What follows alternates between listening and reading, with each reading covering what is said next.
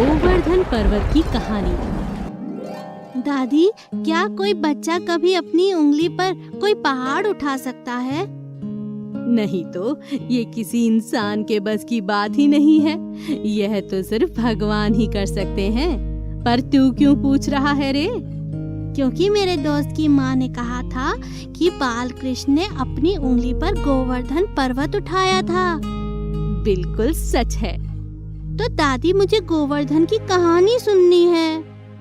सुनो, उस दिन गोकुल में खुशियों का माहौल था, क्योंकि उस दिन इंद्र जी की पूजा थी।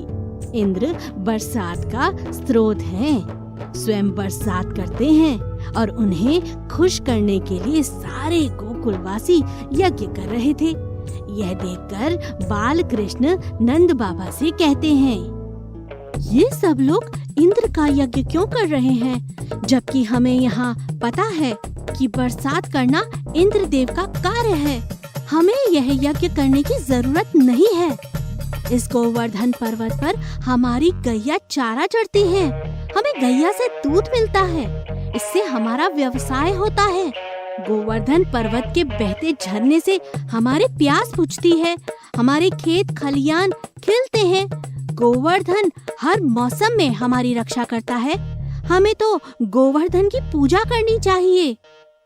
बाल कृष्ण की सारी बातें सुनकर सारे वृंदावनवासी गोवर्धन पर्वत की पूजा करने निकल पड़ते हैं और यह देखकर इंद्र क्रोधित हो जाते हैं। इस बाल कृष्ण की ये हिम्मत! लोग मेरा यज्ञ छोड़कर गोवर्धन पर्वत की पूजा करने चले हैं। इंद्र को अपनी शक्ति पर अहंकार हो जाता है और वह वृंदावन वासियों पर कहर बरसाते हैं। जोर से बादल बरसते हैं, वृंदावन में बाढ़ आ जाती है, लोग इधर उधर भागने लगते हैं और उसमें से एक किसान आकर बाल कृष्ण को कहता है, इंद्रदेव हम पर क्रोधित हो चुके हैं और अब वो सब विनाश कर देंगे।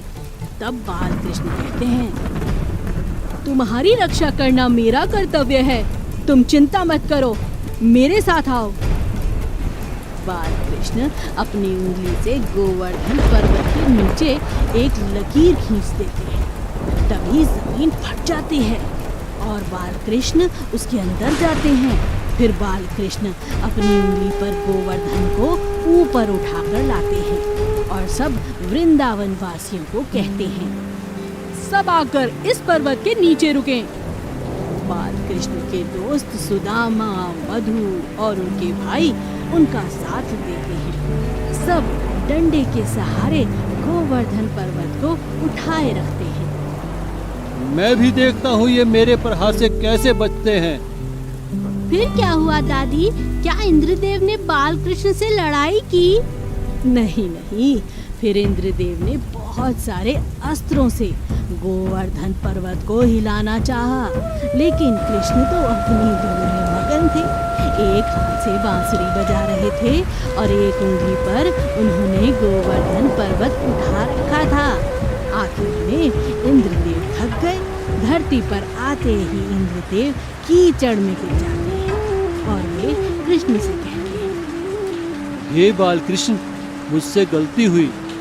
आपने ही साक्षात विष्णु रूप में मुझे शक्तियां प्रदान की थी। मुझे मेरी शक्ति का अहंकार हो गया था, मुझे माफ कीजिए। तुम्हें अहंकार हो चुका था, इसीलिए मुझे यह सब करना पड़ा।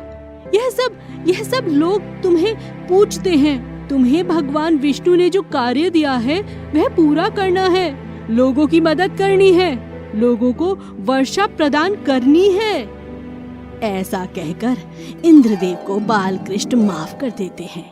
सारे लोग मिलकर बाल कृष्ण की जय जयकार करते हैं।